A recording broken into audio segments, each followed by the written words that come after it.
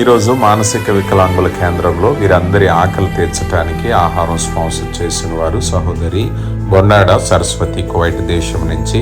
వారి కుమారుడు బొండాడ బాబీ పుట్టినరోజు కార్యక్రమాన్ని పురస్కరించుకుని వీరందరికీ ఆహారం స్పాన్సర్ చేశారు.